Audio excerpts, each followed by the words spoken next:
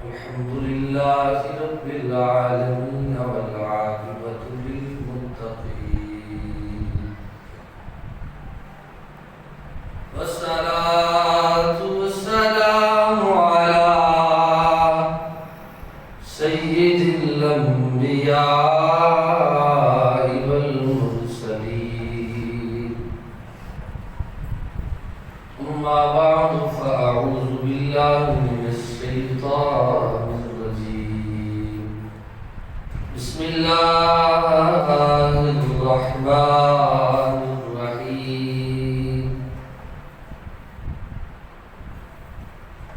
شهر رمضان الذي أنزل فيه القرآن صدق الله مولانا العظيم وبلغنا رسوله النبي الكريم الأمين إن الله وملائكته يصلون على النبي يا أيها الذين آمنوا صلوا عليه وسلموا تسليما الصلاة والسلام عليك يا سيدي يا رسول الله وعلى آلك وأصحابك يا حبيب الله الصلاة والسلام عليك يا محبوب رب العالمين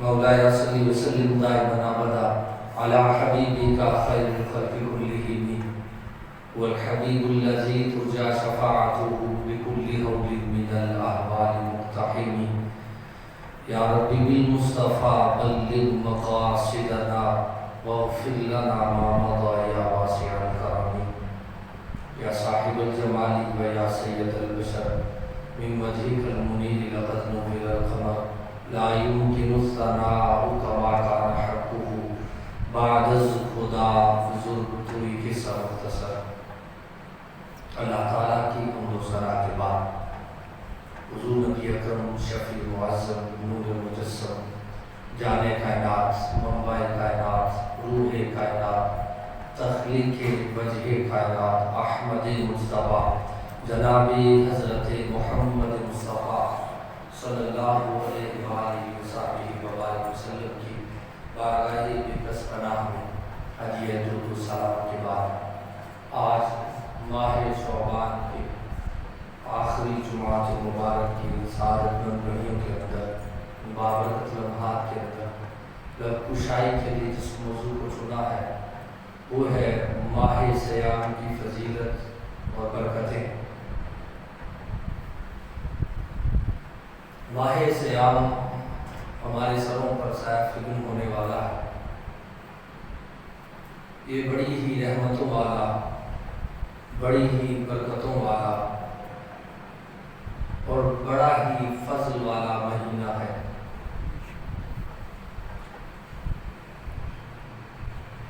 یہ ماہ مقدس اگر انسان کو زندگی میں مل جائے تو یہ اللہ تعالیٰ کی نعمتوں میں سے بہت بڑی نعمت ہے، اس کا بہت بڑا احسان ہے کہ اس نے ہم گناہگاروں کو پھر یہ رحمتوں والا برکتوں والا مہینہ عطا کیا۔ ہم گناہگاروں پر کتنا بڑا احسان ہے، زندگی میں پھر کیا تم نے عطا رمضان ہے۔ یہ ماہ مقدس یہ وہ مہینہ ہے کہ جس کی تیاری میرے اور آپ کے آقا و مولا صلی اللہ علیہ وآلہ وسلم ماہ شعبان کے شروع ہوتے ہی آپ تیاری شروع فرما دیتے تھے،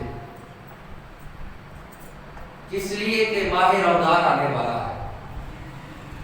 یہ کس قدر رحمتوں والا اور برکتوں والا مہینہ ہے کہ روزانہ بوقت افطار، روزانہ وقت افطار اللہ تبارک و تعالی 10 لاکھ لوگوں کو جہنم سے آزاد فرما دیتا ہے۔ ایک دن کے اندر، ایک ساتھ جو افطار کا وقت ہے، اس وقت کے اندر اللہ تبارک و تعالی 10 لاکھ لوگوں کو جہنم سے آزاد فرما دیتا ہے۔ اسی طرح آتا ہے کہ جب جمعے کا دن آتا ہے اور جمعرات کا دن آتا ہے، جمعرات اور جمعے کی ہر ساتھ جو ماہ سیام کے اندر آتی ہے، اللہ تبارک و تعالی ہر ساتھ کے اندر 10 لاکھ لوگوں کو جہنم سے آزاد فرما دیتا ہے۔ یہ اس ماہ سیام کی برکتیں اور رحمتیں ہیں۔ اور اسی طرح روایت کے اندر موجود ہے، مصطفیٰ کریم صلی اللہ علیہ وسلم فرماتے ہیں کہ فرشتہ آسمان کا صدائے لگاتا ہے زمین کی طرف رخ کر کے اور کہتا کیا ہے کوئی مجھ سے کچھ مانگنے والا اسے عطا کر دیا جائے۔ رب تعالیٰ فرشتے کو حکم دیتا ہے، فرشتہ اعلان کرتا ہے کچھ مانگنا ہے تو مانگ لو، کوئی بخشش چاہتا ہے اسے بخشش عطا کر دی جائے، کوئی مغفرت چاہتا ہے اسے مغفرت عطا کر دی جائے۔ جو تم تمنا اور آرزو رکھتے ہو ماہ سیام کی ہر گھڑی کے اندر، اور پورا سال ایسا ہوتا ہے کہ پورے سال کے اندر تہجد کے وقت رب تعالیٰ یہ صدا لگاتا ہے، مگر ماہ سیام ایسا مہینہ ہے ہر سال کے اندر، ہر گھڑی کے اندر رب کا فرشتہ رحمت والا یہ صدا لگاتا ہے، جو تم چاہتے ہو تمہیں عطا کیا جائے گا۔ تم رب تعالیٰ کی بارگاہ میں دعا کر کے دیکھو۔ تو گویا یہ مہینہ ایسا رحمتوں والا اور ایسا برکتوں والا ہے۔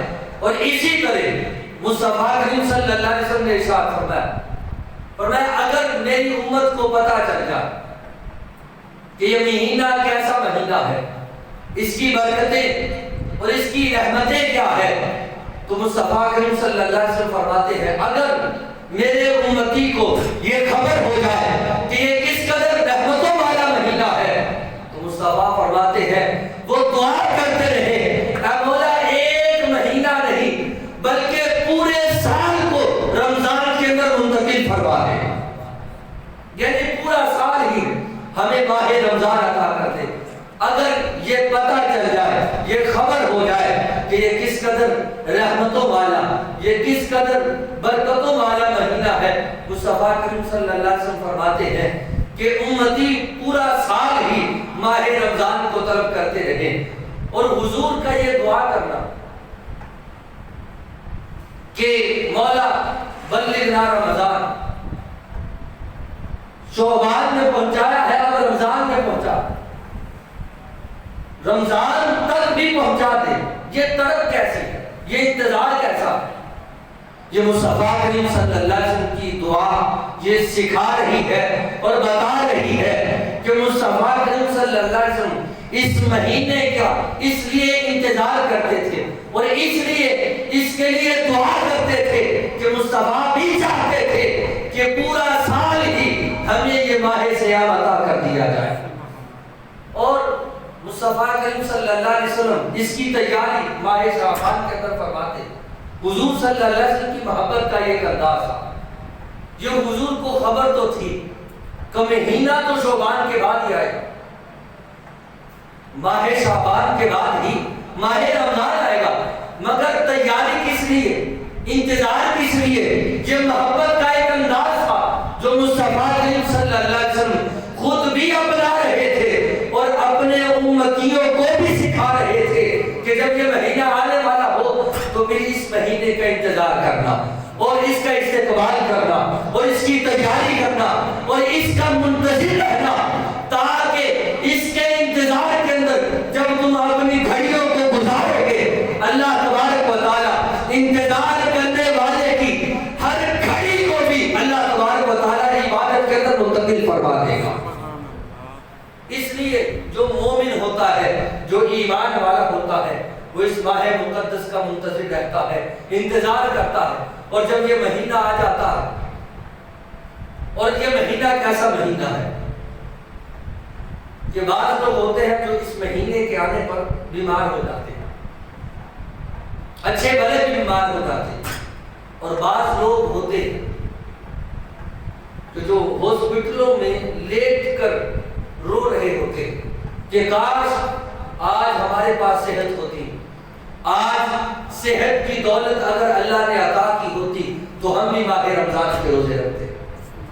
بعض ایسے ہوتے ہیں کہ جو اچھے بھلے ہوتے ہیں پورا سال، مگر ماہ صیام آتا ہے تو ان کے بہانے شروع ہو جاتے ہیں، ان کے ہیلے شروع ہو جاتے ہیں، وہ بیمار ہو جاتے ہیں۔ اور بعض ایسے ہوتے ہیں جو بیماری کے عالم میں ماہ رمضان میں چارپائی پر لیٹ کر رو رہے ہوتے ہیں، کاش اللہ تعالیٰ ہمیں صحت دیتا، ہم ماہ رمضان کے روزے رکھتے۔ یہ جو بیماری کا ایک بہانہ، یہ یاد رکھیے گا، یہ بیماری کا بہانہ یہ دنیا سے تو چھٹکارا دے سکتا ہے، مگر حشر کے دن جہنم کے عذاب سے نہیں۔ ہمارے تھوڑی سی بیماری ہوئی نہیں کہ ہم بیمار ہونے کے بعد ہی بہانہ شروع کر دیا، تھوڑی سی شوگر ہوئی تو ڈاکٹر نے کہہ دیا روزہ نہیں رکھنا، تھوڑا سا بی پی کا مسئلہ ہے تو ساتھ ہی کہہ دیا روزہ نہیں رکھنا۔ یہ چھوٹی چھوٹی بیماریاں یہ ہماری نیت کے اندر خلل پیدا کر رہی ہے۔ اور یہ یاد رکھیے گا، ماہ رمضان کے اندر شیطان باندھ دیا جاتا ہے، مگر جو انسان کا نفس ہے یہ بھی شیطانی کے اندر منتقل ہو جاتا ہے گناہ کر کر کے۔ جس مصطفیٰ کریم صلی اللہ علیہ وسلم نے فرمایا کہ دل جو ہے یہ جب گناہ کرتا ہے تو اس پر ایک دبا رکھتا ہے، پھر گناہ کرتا ہے پھر دبا رکھتا ہے، پھر گناہ کرتا ہے پھر دبا لگتا ہے، یہاں تک کہ سارے کا سارا دل جو ہے وہ سیاہ ہو جاتا۔ شیطان کو تو بات دیا گیا، جکر دیا گیا، ماہ صیام آ گیا، ماہ صیام میں باندھ دیا گیا، مگر اس کے باوجود اس پر حملے ہو رہے ہیں۔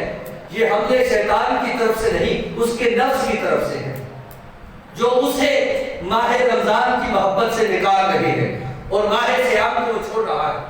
تو اب یہ جو بیماریاں ہم اختیار کرتے ہیں، اس کے متعلق حدیث مبارکہ سنیے۔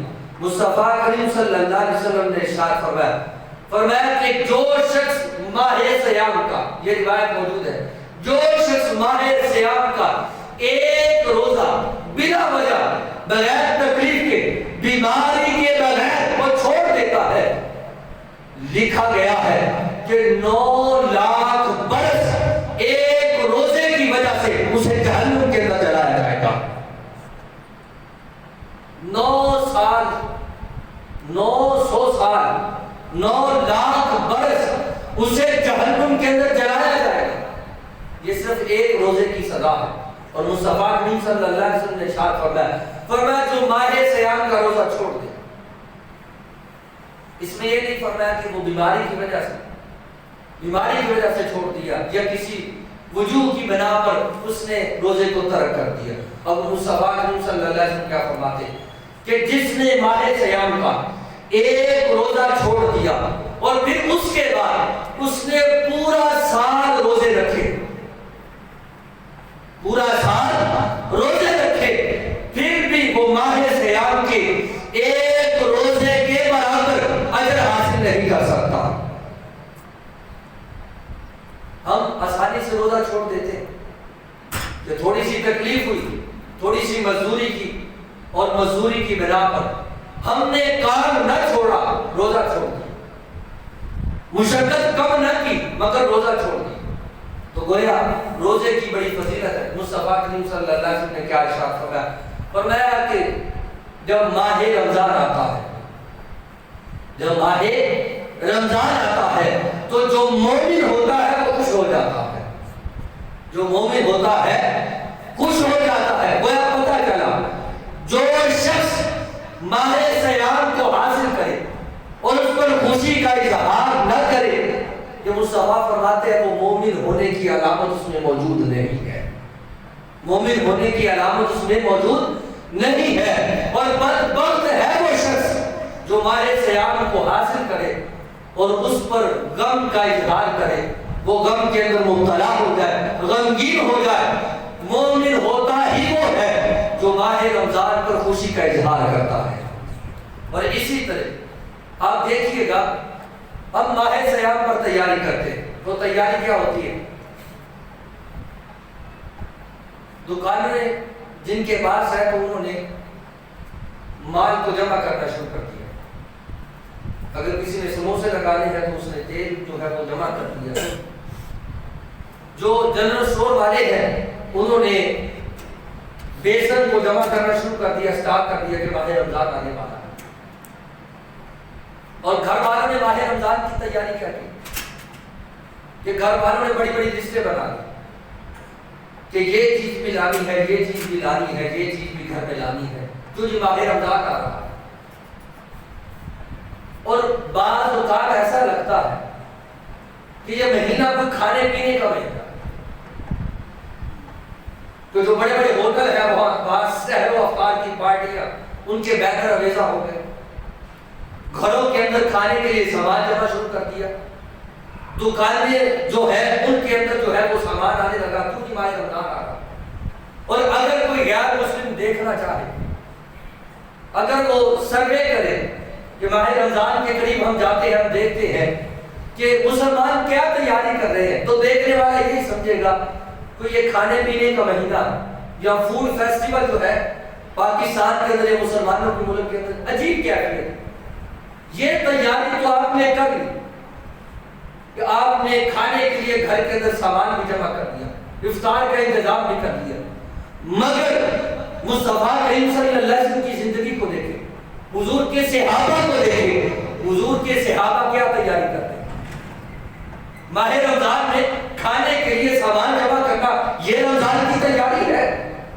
ہر کی ایسا نہیں، بلکہ روایتوں کے اندر موجود ہے جب ماہ رمضان آتا تو صحابہ تیاری شروع کر دیتے۔ وہ تیاری یہ ہوتی، وہ قرآن پڑھا کرتے اور مسجد کے اندر اپنے دن اور شب کو گزارا کیا کرتے تھے کہ دن اور رات مسجد کے اندر گزرتا اور قرآن کی تلاوت کرتا۔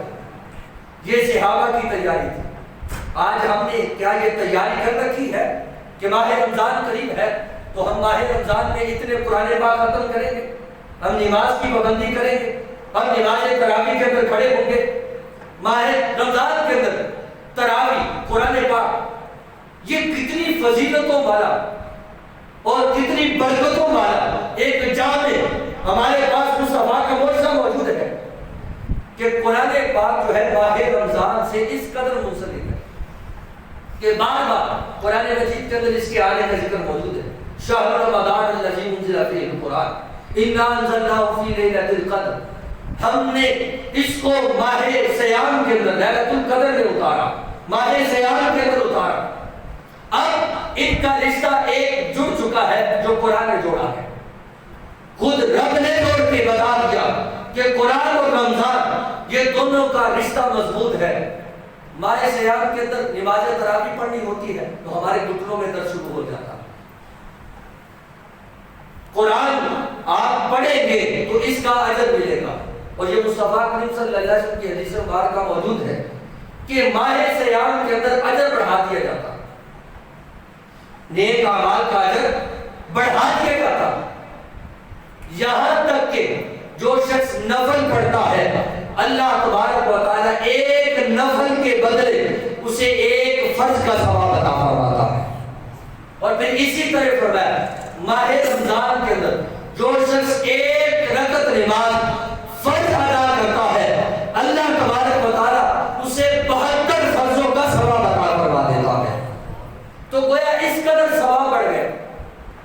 اب دیکھیے گا کہ آپ کو پتا ہو کہ یہاں یہ لوٹ میلہ لگا ہوا 50% ڈسکاؤنٹ ہے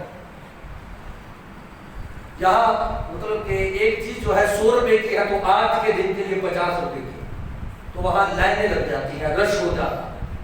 کس لیے؟ کہ ڈسکاؤنٹ پر چیز ملے، 50% ڈسکاؤنٹ ہے، ہم بھاگے چلے جاتے ہیں کہ آج جو چیز 200 روپے کی ہے 100 کی ملے۔ اعلان ہے، مگر آج کا مسلمان ماہ رمضان جو لوٹ سے نیکیوں کے لیے لگ جاتی ہے، جب ماہ رمضان آتا ہے تو رب تعالیٰ کی رحمتیں چھم چھم برسنے شروع ہو جاتی ہیں۔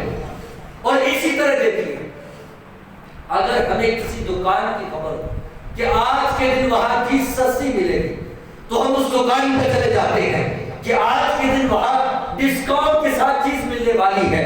اور ماہ رمضان بھی اسی طرح ایک رحمتوں کی اور فضل کی لوٹ سے لے کر آتا ہے۔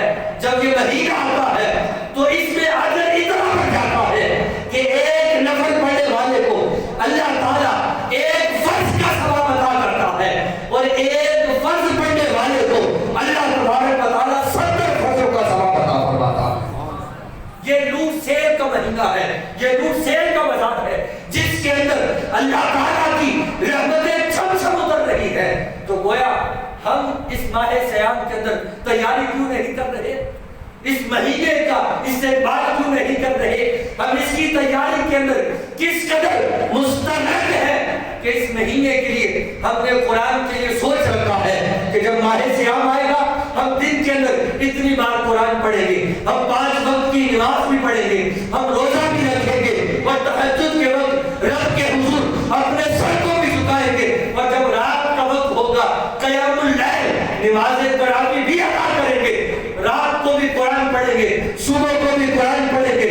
قرآن پڑھ پڑھ کے ہم اپنی زندگیوں کو اس ماہ مقدس کے اندر اپنی زندگیوں کو نیکیوں کے ساتھ مزین کریں گے۔ اور اسی طرح دیکھیے گا، ایک رات اور ایک دن آتا ہے، ہم اگر کہیں کام کر رہے تو فیکٹری کا جو مالک ہے تو اس نے کیا دیا جی کل آپ کو وظیفہ ملے گا، ماہانہ سیلری جو ہے وہ آپ کو مہیا کی جائے۔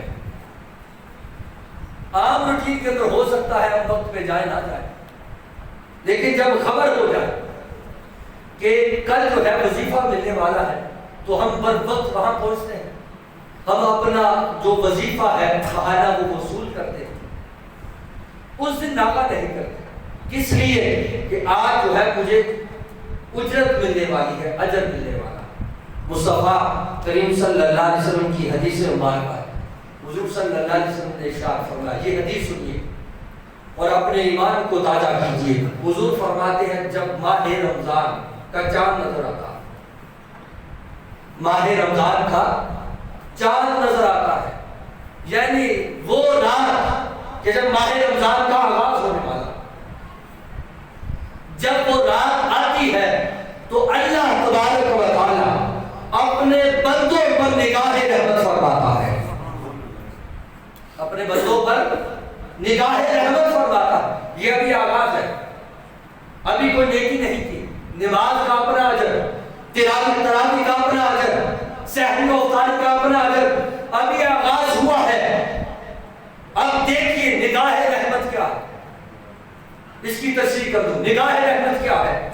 روایات کے اندر آتا ہے اللہ تبارک و تعالی جس بندے پر ایک مرتبہ زندگی کے اندر نگاہ رحمت فرما دیتا ہے، پھر اللہ تبارک و تعالی قیامت والے دن بھی اس پر عذاب کا نزول نہیں فرمائے گا،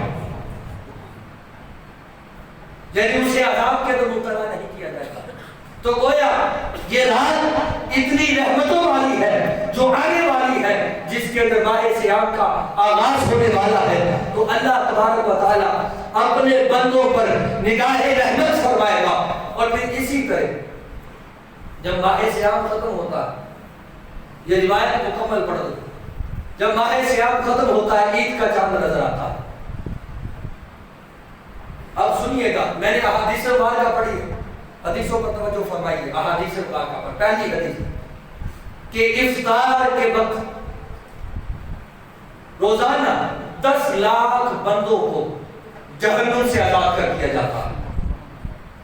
دوسری حدیث مبارکہ جب جمعرات اور جمعے کا دن آتا ہے، ہر ساعت اور ہر گھڑی کے اندر اللہ تبارک و تعالی 10 لاکھ لوگوں کو جہنم سے آزاد فرما دیتا ہے۔ سحری کا اپنا اجر، قرآن پڑھنے والوں کو اپنی مغفرت اور بخشش کے مزدے۔ مگر دیکھیے گا جب ماہ سیام ختم ہوتا ہے پھر کیا ہوتا ہے؟ ماہ سیام ادھر سے ختم ہوا نہیں، بازاروں میں رش پڑ گیا اور مسجدیں جو مغرب کے وقت نمازوں سے بھری ہوئی تھی، ادھر اعلان ہوا نہیں، مسجد کے اندر 2 سے 3 نمازی رہ گئے۔ اور میں یوں کہوں گا اس دن اور اس رات مسجد رب کی بارگاہ میں کہتی ہوگی مولا رمضان تو گیا مگر تیرا مسلمان کدھر گیا؟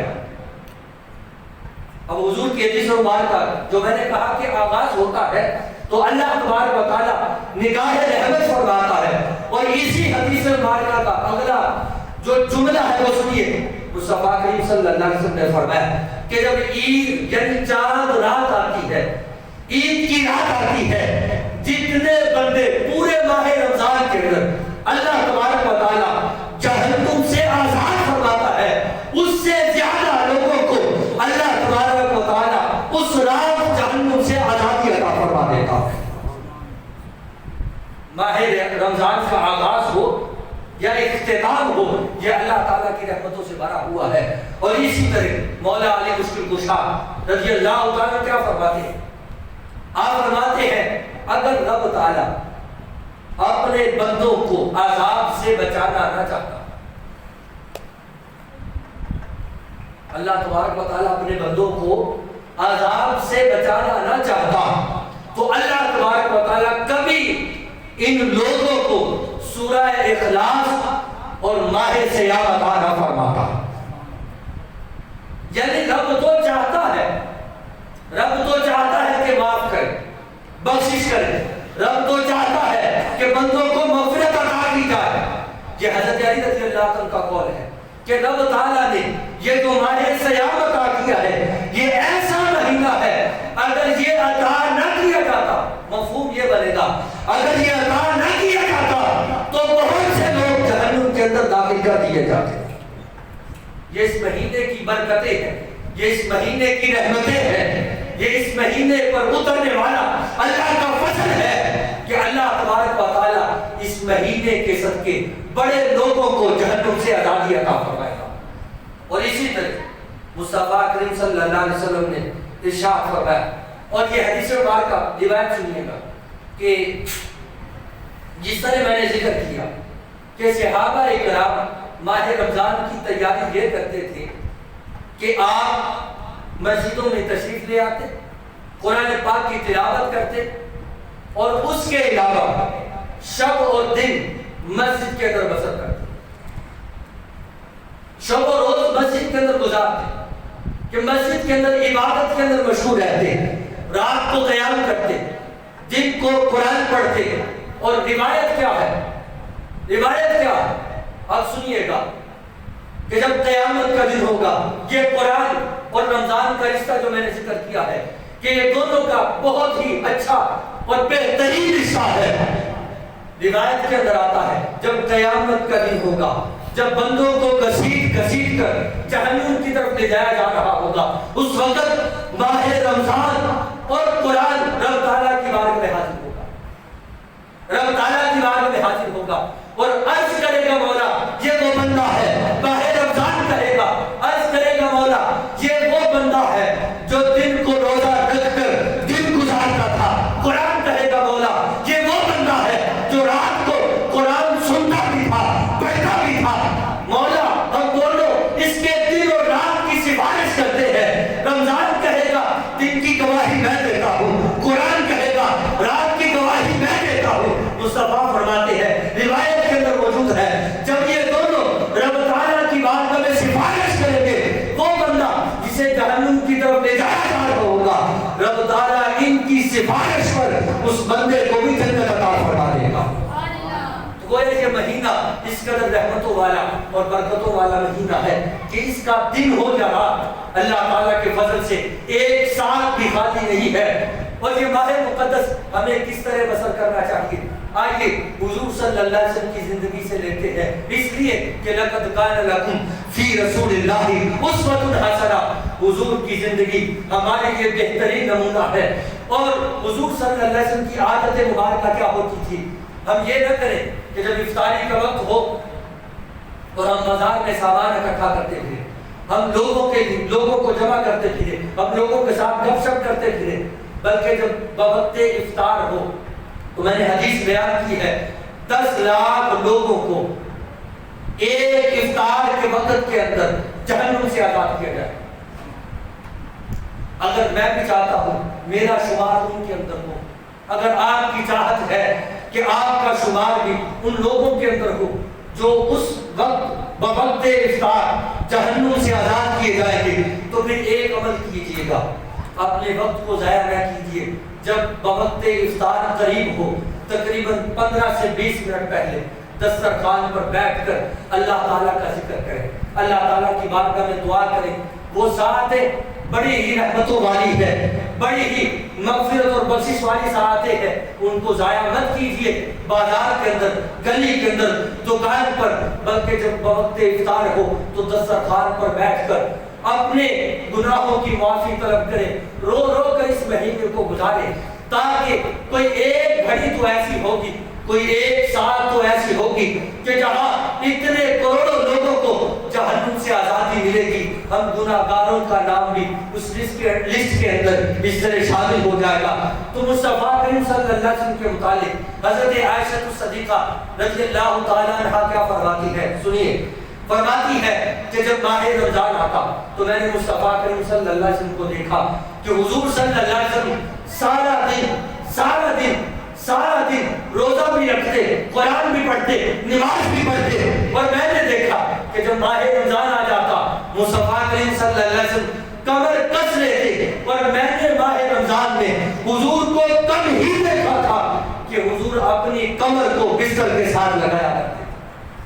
تو گویا یہ مہینے، یہ راتیں بڑی ہی برکتیں والی ہے، بڑی ہی عظمتوں والی ہے، بڑی ہی شان والی ہے۔ ہمیں چاہیے ہم ان کو سامنے رکھتے ہوئے اپنی زندگی کو بسر کریں۔ اور دیکھیے گا عبادتیں بڑی ہیں، آپ بھی کرتے ہیں، میں بھی کرتا ہوں، ابھی شب جمعہ بھی ہے، اور اس دن کے اندر ہم ابھی نماز جمعہ ادا کریں گے۔ آپ مجھے دیکھیں گے، میں آپ کو دیکھوں گا، میری نیکی آپ کی نگاہوں کے سامنے ہے، آپ کی نیکی میری نگاہوں کے سامنے ہے، اس پر میں اعتراض نہیں کرتا، مگر ساری نیکیاں لوگ دیکھ لیتے ہیں، مگر روزے کی نیکی ایک ایسی نیکی ہے جو بندے اور خدا کے اندر صرف تعلق قائم کرتی ہے کہ روزہ جس نے رکھا ہوتا ہے بس اسے خبر ہوتی ہے کہ اس کے مالک کو خبر ہوتی ہے، کہ وہ مالک اسے خبر ہوتی ہے اس نے روزہ رکھا نہیں رکھا۔ مگر دیکھیے گا امام احمد رضا خان فاضل بریلوی رحمت اللہ علیہ، آپ کی زندگی کا ایک واقعہ آپ کے سامنے رکھنا چاہوں گا۔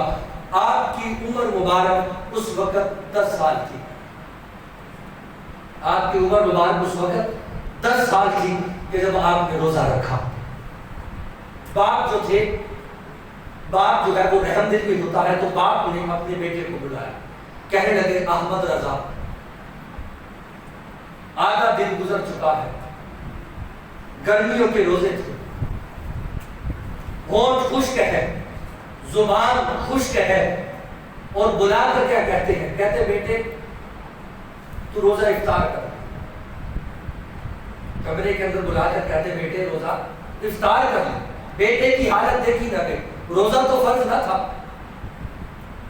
ابھی تو عمر 10 سال ہے، ابھی بلوغت کو نہیں پہنچے۔ امام احمد رضا خان فاضل بریلوی رحمت اللہ علیہ نے جواب دیا، میرے اور آپ کے ایمان کی حالت بھی روزے کی حالت میں یہی ہونی چاہیے۔ امام احمد رضا خان فاضل بریلوی رحمت اللہ علیہ نے اپنے والد گرامی سے کہا میں تو روزہ نہیں کھولوں گا، دوپہر کے وقت میں تو روزہ نہیں کھولوں گا۔ تو والد کہنے لگے بیٹے کھول لے، کون سا کوئی دیکھ رہا ہے۔ تو آپ نے جو اپنے والد کو 10 سال کی عمر میں حکمت بھرا جواب دیا وہ یہ تھا، کہنے لگے ابا جان لوگ تو نہیں دیکھ رہے، لیکن میں نے جس کا روزہ رکھا ہے وہ تو دیکھ رہا ہے، وہ تو دیکھ رہا ہے۔ میں اسی بات سے آپ سے گزارش کرنا چاہتا ہوں، ہو سکتا ہے آپ کے روزوں کا علم مجھے نہ ہو، میرے روزوں کا علم آپ کو نہ ہو، مگر جس خدا نے، جس مالک نے یہ ماہ صیام عطا کیا ہے، یہ ساعتوں والے رحمتوں والی گھڑیاں ہمیں عطا کی ہے، ہو سکتا ہے میں اور آپ ایک دوسرے کے روزوں کی خبر نہ رکھتے ہو، مگر جس نے عطا کیا ہے وہ تو دیکھ رہا ہے۔ ہم روزہ رکھتے ہیں یا نہیں رکھتے، ہمیں چاہیے ہم اچھے طریقے کے ساتھ اس ماہ سیام کا انتظام بھی کریں، انتظار بھی کریں، استقبال بھی کریں، تیاری بھی کریں۔ وہ تیاری کیا ہے کہ قرآن کی تیاری کر کے رکھیں کہ ماہ سیام کے اندر ہم نے قرآن کو ضرور ختم کرنا ہے۔ اور اب تو بڑی آسانی ہو گئی ہے، ہر گلی کے اندر، ہر محلے کے اندر، ہر بازار کے اندر، کریا کے اندر جب ماہ سیام آتا ہے تو نماز تراویح کا انتظام کیا جاتا ہے۔ آپ میں سے بہت سے لوگ ہوں گے جن کو قرآن پڑھنا نہیں آتا ہوگا، زندگی کے اندر قرآن پڑھنا نہ سیکھ سکے ہوں گے، مگر یہ اللہ تبارک و تعالیٰ کی بارگاہ میں قرآن پڑھنے والوں کی لسٹ میں نام لکھوانے والوں کا ایک بہترین ذریعہ نماز تراویح ہے۔ اگر آپ چاہتے ہیں کہ آپ قرآن نہیں پڑھ سکے اور قرآن پڑھنے والوں میں اور سننے والوں میں آپ کا نام شامل ہو جائے تو بہترین طریقہ نماز تراویح ہے۔ ہر گلی کے اندر، ہر مسجد کے اندر جو ہے نماز تراویح کا انتظام کیا جاتا ہے۔ آپ جہاں سے بھی ہے کوشش کریں کہ جس مسجد کے اندر آغاز کریں اسی مسجد کے اندر اختتام کریں۔ فائدہ یہ ہوگا کہ الحمد سے لے کر والناس تک قرآن سننا آپ کو نصیب ہو جائے گا۔ جب قیامت کے دن اٹھیں گے تو اللہ تبارک و تعالیٰ ہر سال ہر تراویح کے بدلے اس کے نامہ اعمال میں ایک ایک قرآن پڑھنے کا ثواب لکھ دے کریں گے۔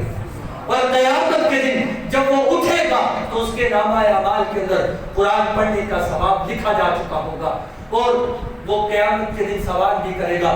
طویل بات ہے مگر بات کو اسی پر اختتام کرتا ہوں۔ ماہ سیام آ چکا ہے، بہت سے لوگ کچھ غریب ہمارے محلوں کے اندر موجود ہوں گے، ہم نے تو اپنے لیے افطاری کے انتظامات کر دیے ہوں گے، سحری کے لیے راشن جو ہے وہ گھر کے اندر ہم نے جمع کر لیا ہوگا۔ کچھ غریب ایسے بھی ہوں گے جو افطاری کے اوپر دسترخوان پر دیکھ رہے ہوں گے کہ رب کی نعمتوں میں سے کوئی ایک نعمت تو ہمارے دسترخوان پر موجود ہوتی، ہم بھی اللہ تعالیٰ کی نعمتوں سے لطف اندوز ہوتے۔ کچھ غریب ہوتے ہیں سفید پوش لوگ جو آپ سے اظہار بھی نہیں کر سکتے، مگر آپ اور میں کچھ لوگوں کو جانتے ہیں۔ میری گزارش ہے، یہ بڑی ہی رحمتوں والا، بڑی ہی برکتوں والا مہینہ ہے، اور اس مہینے کی برکات کیا ہے؟ مصطفیٰ کریم صلی اللہ علیہ وسلم نے فرمایا جو بندہ ماہ رمضان کے اندر اپنا مال اللہ تعالیٰ کی راہ میں خرچ کرتا ہے، اس طرح ہے کہ اس نے اپنا مال رب تعالیٰ کی بارگاہ میں جہاد کرنے کے برابر، کہ جس طرح کوئی سامان خریدے پھر جہاد کرے پھر اس کا اجر پائے، جو بندہ 1 روپیہ بھی اس طرح خرچ کرتا ہے اللہ تبارک و تعالیٰ جہاد میں خرچ کرنے کے برابر اسے ثواب عطا فرما دیتا ہے۔ یہ کتنی بڑی نیکی ہے۔ تو گویا صدقہ و خیرات بھی کرے، زکوٰۃ بھی اپنے مال کی ادا کرے، یہ مال اسی کا عطا کیا ہوا ہے، اسی کی راہ میں دینا ہے، تو آپ گھبرائے نہیں۔ ہم جب زکوٰۃ نکالتے تو ہم کہتے ہیں جی 2500 روپیہ دینا پڑے، اس پر تو ہم نے سوچ و بچار کر لیا کہ زکوٰۃ دینی ہے 2.5% نکال۔ ہم نے جس نے 100 روپیہ دیا تھا اس پر شکر نہ کیا، مگر 2.5 روپے دیتے ہوئے ہم سوچ میں پڑے کہ 100 روپے میں سے 2.5 روپے آپ نے دینے ہیں اللہ تعالیٰ کی راہ میں، اور اس قدر اجر و ثواب بڑھ رہا ہے کہ مصطفیٰ کریم صلی اللہ علیہ وسلم ماہ سیام کے متعلق بہت ساری احادیث مبارکہ کے اندر اجر کا ذکر کر رہے ہیں۔ تو گویا اس ماہ مقدس کے اندر صدقہ و خیرات بھی کریں، اپنی زکوٰۃ صحیح جگہوں پر خرچ کریں، صحیح جگہوں پر خرچ کریں۔ وہ جگہ کون سی ہے؟ ایک تو غریبوں کے ساتھ اپنی زکوٰۃ جو ہے وہ شیئر کریں، ان کو عطا کریں، ان کو دیں، تاکہ وہ اپنی زندگی کو اور ماہ رمضان کے مہینے کو اچھے طریقے سے بسر کر سکیں۔ اگر ہم جو صاحب استطاعت ہے زکوٰۃ نکالنا شروع کر دیں تو یہ بات یاد رکھیے گا ہم غربت کو ختم کر سکتے ہیں، مگر ہم نے زکوٰۃ دی بھی تو ہم نے احسان کیا، اسے 2-3 باتیں بھی سنائی کہ میں نے اس کے ساتھ بھلائی کی تھی، اس نے میرے ساتھ یہ کی۔ اگر آپ نے رب کی رضا کے لیے دی ہے تو پھر آپ کے دوسرے ہاتھ کو بھی خبر نہیں ہونی چاہیے کہ آپ نے زکوٰۃ دے دی ہے۔ اور دوسرا جو بہترین مصرف جسے میں کہوں گا وہ آپ کے جو مدارس دینیا، یہ بہترین مصرف ہے. آپ اپنی زکوٰۃ یہاں پر خرچ کریں. یہاں دو قسم کا اجر عطا کیا جائے. ایک تو دین کی خدمت، اور دوسرا جو آپ زکوٰۃ دیں گے اس کا بھی اجر ملے گا. اور میرے استاد محترم یہ بات کہا کرتے تھے کہ اگر آپ کسی کو حافظ قرآن بنا دیتے یا حافظ قرآن بنانے میں مدد کر دیتے ہیں کسی کی، اور اسی طرح اگر کوئی دین کا طالب علم ہے، آپ اسے حدیث کا سبق پڑھنے میں مدد دے دیتے ہیں کہ آپ اس کی خدمت کر دیتے ہیں، جس سے وہ دین کا کام کرے گا، وہ حدیث پڑھے گا، قرآن پڑھے گا. اور اس اساتذہ کرام میرے فرمایا کرتے تھے، میرے استاد محترم وہ یہ جملہ کہا کرتے تھے کہ آپ زکوٰۃ تو دیتے ہیں، اس کا اجر تو ملے گا، مگر آپ کی زکوٰۃ صدقہ جاریہ بھی بن سکتی ہے. آپ کی زکوٰۃ صدقہ جاریہ بھی بن سکتی ہے. وہ کیسے؟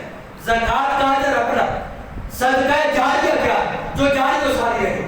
اگر آپ نے قرآن پڑھنے کسی کی مدد کی کہ قرآن پڑھنے کے اندر اپنے مال کو خرچ کر دیا، اگر آپ نے دین کے طالب علم کی خدمت کی کہ وہ حدیث پڑھ سکے، پھر اس نے اس سے حدیث کا علم سیکھ لیا.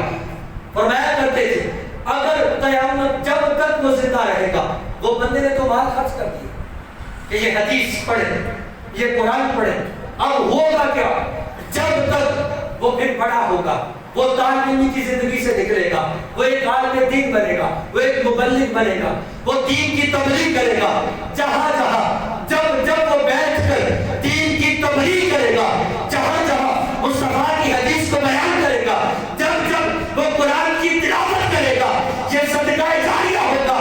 جب تک وہ قرآن سناتا رہے گا، مصطفیٰ کی حدیث کی تبلیغ کرتا رہے گا، اللہ تبارک و تعالیٰ تب تک اس دینے والے کو، وہ جو دنیا میں دے کر دنیا کا مال اس دنیا سے چلا بھی جائے گا، قبر کے اندر بھی اللہ تعالیٰ اس کا اجر اسے عطا فرماتا رہے گا. تو گویا اپنی زکوٰۃ کو مدارس دینیا پر خرچ کریں. یہ دین کے ایک مصرف ہے. اور یہ بات یاد رکھیے گا، میں اور آپ یہ سمجھتے ہیں یہ دین کے طالب علم یوں ہی ہے، بس ایسے ہی ہے، ہرگز ایسا نہیں ہے. یہ اللہ تعالیٰ کے مہمان ہیں. یہ وہ مہمان ہیں جن کے قدم چلتے ہیں تو رب تعالیٰ کے فرشتے ان کے قدموں کے نیچے اپنے پر کو بٹھا دیتے ہیں. یہ اس قدر عظمت والے یہ دین کے طالب علم ہے. اور یہ بات یاد رکھیے گا، قرآن کی تعلیم پر آپ جو خرچ کریں گے، یہ زکوٰۃ بھی ہوگی، یہ صدقہ و خیرات بھی ہوگا، آپ کے لیے صدقہ جاریہ بھی بن جائے گا. تو میری گزارش ہے آپ مدارس دینیا کے ساتھ اپنے تعلقات کو استوار کریں اور اپنے مال کو خرچ کریں، کیونکہ اس وقت دین کے علم کی بہت ضرورت ہے. دنیا کا علم بڑھتا چلا جا رہا ہے اور دین کا علم ایک سازش کے تحت کمزور کیا جا رہا ہے. مگر یہ یاد رکھیے گا یہ کبھی بجھنے والا نہیں ہے. واللہ متم نورہ ولو کرہ الکافرون. اللہ تبارک و تعالی مجھے اور آپ کو اپنی زکوٰۃ، اپنے صدقہ و خیرات کو صحیح راستے پر خرچ کرنے کی توفیق عطا فرمائے. وآخر دعوانا الحمدللہ.